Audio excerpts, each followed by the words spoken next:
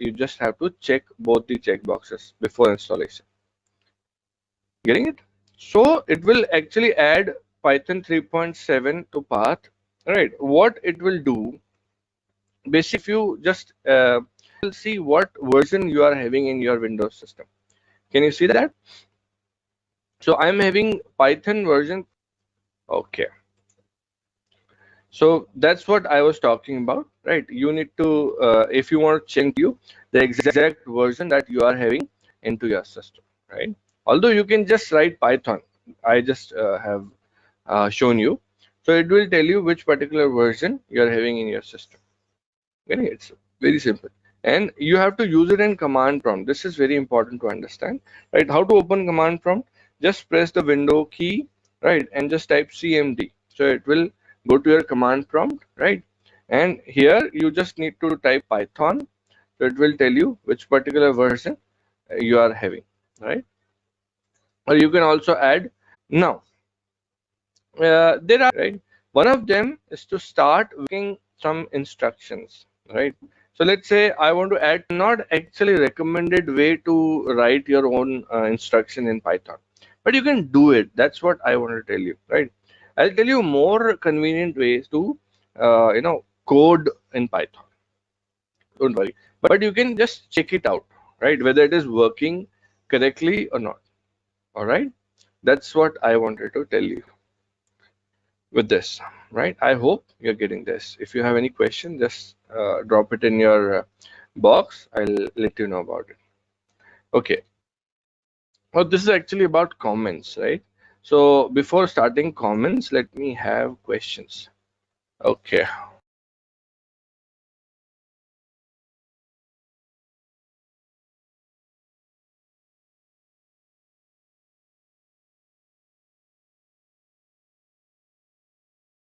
Let me show you indentation, then you will be able to understand it.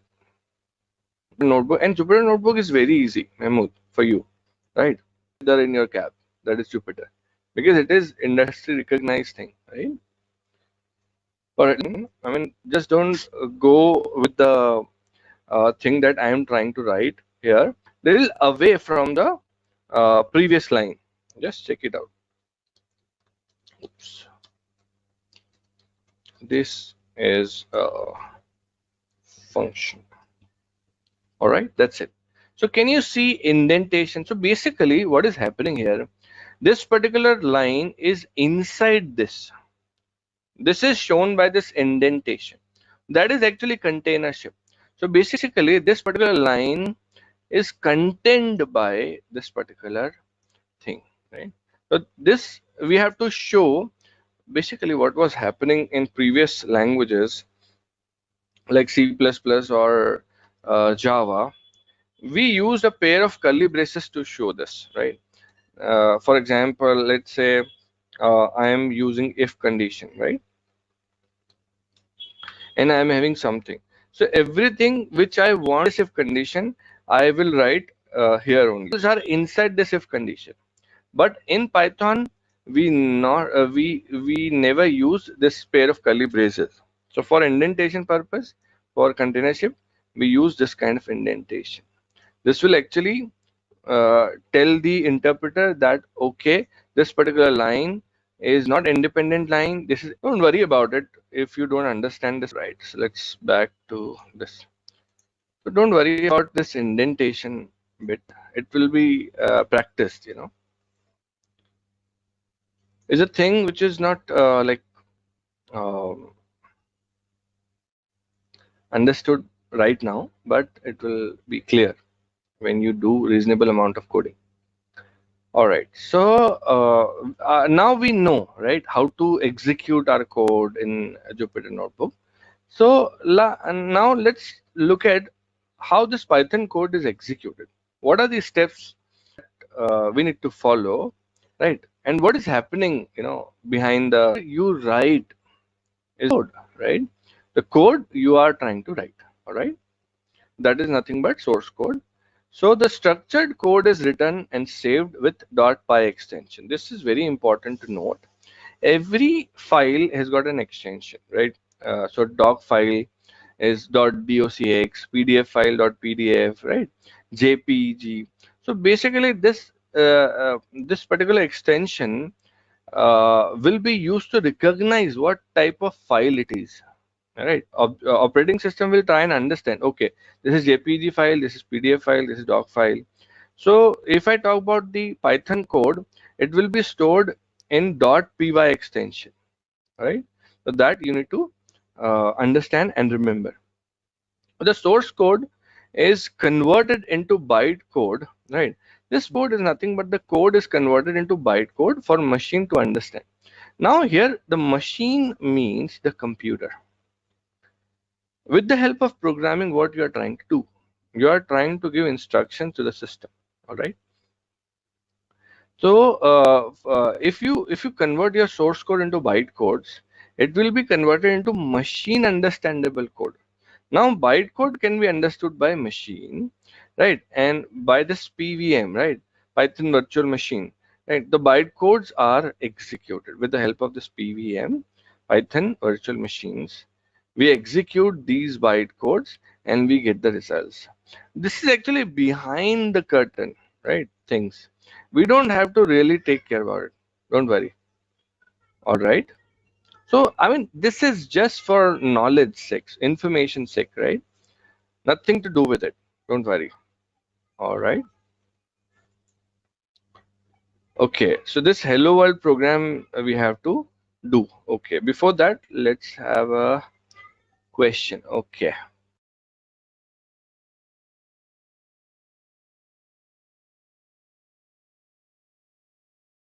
Done. But at this point of time, if you talk about the advantage of IDE is it will make the programming very, very convenient for us.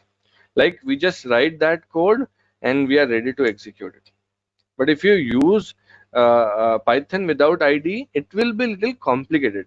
I'm not saying it will not work, right? It can definitely work without IDE, no problem. But the point is, we have certain advantages to use the IDE. You will come to know when you start coding into it, right? I hope I answered, Satish. Okay. So coming back to variables. So variables are nothing but containers. So like if I talk about programming, so in programming we need to work upon data. Are you getting this? So let's say if you want to add two numbers, so we have to have that two numbers first, right? We have to store that two numbers, then only we can actually do certain kind of operation on those data pieces, right? So how to store that variables, how to store that data? So there are the containers in programming languages that are called as variables, and there are two important things about variables. So this is variable, right? So that is variable. The vary means it can change, right? It can change. So basically, if I talk about any container, so what you can do is you can put anything into it, and later on, if you don't want it, just throw it away, and you can put any other thing. So it's a kind of memory container. So whatever value you want to use or you want to store, you can use it. So this is very important in programming, that you have to store something, right? And that's inside the variable. Inside that variable, there are some more things to understand. And believe me, as a identifier. So name itself suggests identifier. It is trying to identify variable, right? So like I said, variables are used to store data in a program, right? But that data need to be fetched, right? That data need to be used in operation. That variable we have name, right? Through which we identify that variable. That are nothing but identifiers. So a function, so function can also be name, right? That is nothing but identifier. I'll tell you more about it. Don't worry. You will not get functions, class, module right now. But the thing is, something is identifying variable, or something is like object, right? What are these identifiers and how they are made? So basically, identifiers are always start with a letter. This is very important thing to understand. Letter means it can be A to Z, capital letters, A to Z, small letters, no problem. Or an underscore also, right? Followed by zero or more letters, underscore, and digits. It's very, very important thing to understand. So basically, there are three major rules that need to be followed when we actually use identifiers. First, right? First, it has to start with a letter or underscore character. See, there are so many special characters available, right? Like a dollar, percentage, dot, but only underscore is allowed in identifier names. So this is a kind of convention that every programming language follow, right? So underscore is allowed, and the letters are allowed at the start. But if you use numbers followed by your characters, no problem. Yeah, it is allowed. I'll tell you some of the examples. Don't worry. Right. When you actually create identifiers, so you need to take care about the cases, right? So small case, capital. Fourth point, then I'll show you some of the identifiers. Python does not allow special characters such as at the rate, dollar, and within identifier. So if you actually name any variable or something else, so only underscore as a special character is allowed. No other special character is allowed. Even space is a special character. It is not also allowed. So let me tell you, or let me show you some of the examples of identifier so that you come to know about these rules, right? Let me tell you about it. All right, so let's see some identifiers. Let's check out identifiers in Python, right? Okay, so identifiers are what is going on here. X is my identifier, right? And the value of identifier right now is 10. I'm getting it. So X is my identifier. I hope you can see my screen. Let me just zoom it a little bit. Are you getting? Now you must be wondering what is this X, right? So what you can do is you can have more meaningful names. Understand? The age is 45, right? So age is nothing but your identifier. We're just trying to identify the value 45. So let's say I want to use this identifier to just display, right? So I will do it like, let me tell you some legal identifier names. So as the convention of Python, use letters. You can only use numbers, and you can only use underscore as a special character. So what you can do it like my underscore age. It is allowed, no problem. Getting it? So if you say like underscore my age, it is also allowed, no problem, right? But let's say you do it my hyphen age, so it's not actually allowed. It is illegal, illegal variable name right now, right? So you need to understand, and very importantly, but if you do it 10 roll, it is not allowed. Are you getting? So my variable name should start from the alphabets only, or it may be underscore, but later on you can have numbers, no problem. I'm getting it? So these are a few of the things that you must note. Okay, one more important thing, as I created a variable or identifier like my underscore age, right? If I do it like this, my underscore age, it's a different variable. Why? Because the case of the second variable is changed. So M is capital, no? So it is different, right? So you need to take care of the cases as well. Important thing, if you do it like my space age, this is also illegal because space is also a special character. So you must take care of this. All right. So basically, when you create any identifier like this x equal to 10 or age equal to 45, you need to follow these conventions. And let me tell you, guys, this convention need not to be mucked up, right? When you must tell you first, right? That's why I'm telling you. All right. So I hope you're getting it. Hmm? So variable names or identifiers are these, right? Okay. So as I told you, we can have identifiers. We'll reserve some memory, right? And it will use that memory to store the values like a equal to 16, right? So what we have, but later on, I'm having a string value. This is called character string, right? Or it may have float value. Can you see floating points here 12.22? Later on, b is again having a different value. That's why it is variable. So box is fixed, but later on, the value thing, you can check out every box is having id here, numbers, but these are nothing but id allocated to the variables. Idea about the ids, right? All right. So we can have it and we can also implement it.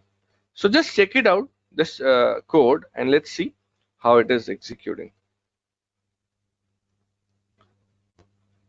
Okay, so before jumping into code, let's have,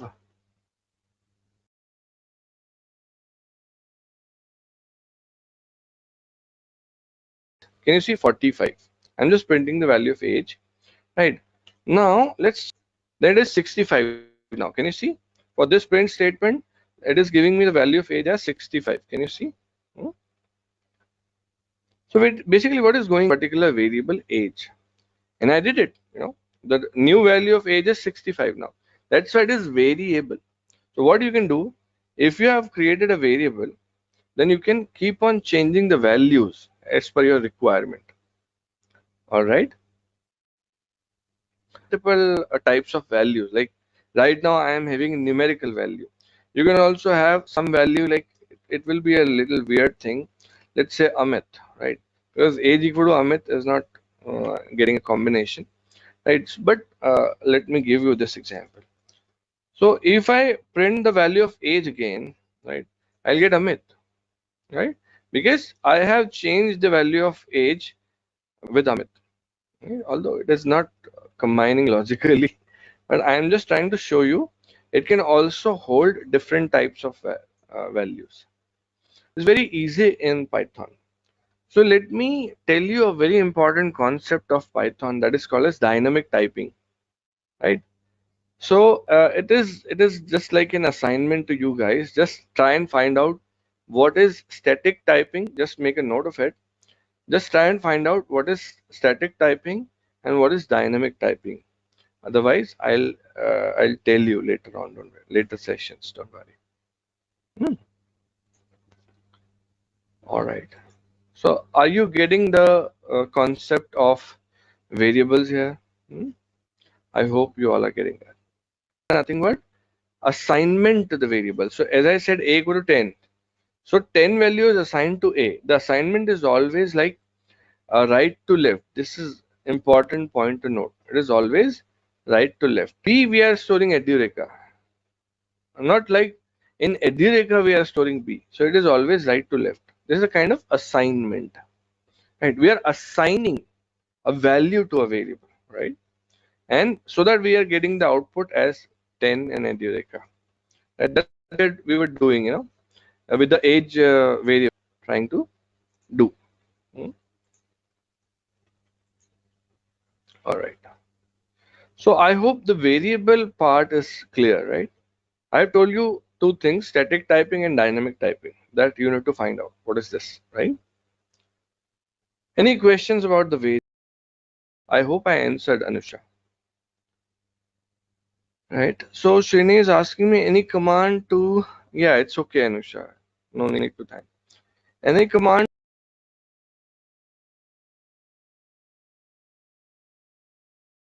means changeable.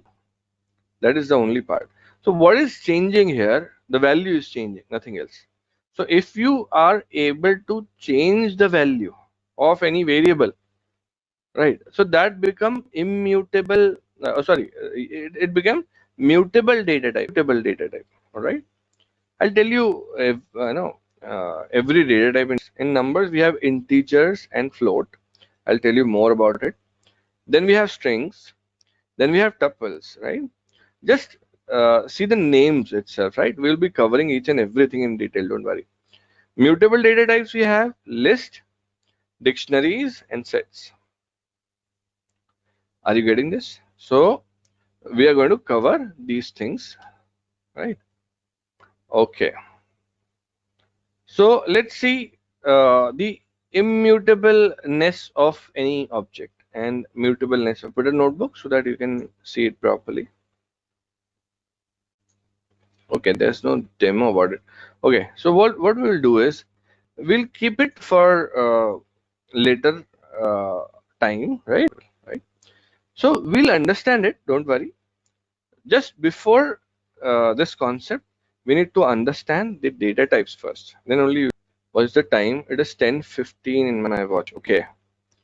So what we can do is we will start it in tuple is a sequence or a collection in a tuple, right? So what we have like list, we have tuples, we have set, we have dictionaries. They are nothing but collection of data. So we'll talk about this tuple in the next module. Don't worry about it. Let's see if you're having some of the question, then you can talk to me. Let's have an open mic session, then you can, right? So I am unmuting you all for like 15 or 14 minutes we are left with, right? So I am, yes, please keep it one by one. Manoj, Can you unmute yourself? Okay. yeah, can you hear me? Yes, I can hear you. So, in the MyLab section, I see that it's still. Disturbed. Can you please? Is it good now? Yeah, it's better than before. So, in MyLab section, you said, right, we can access notebooks. So, I see Yes. still showing like it will take some 24 hours of time.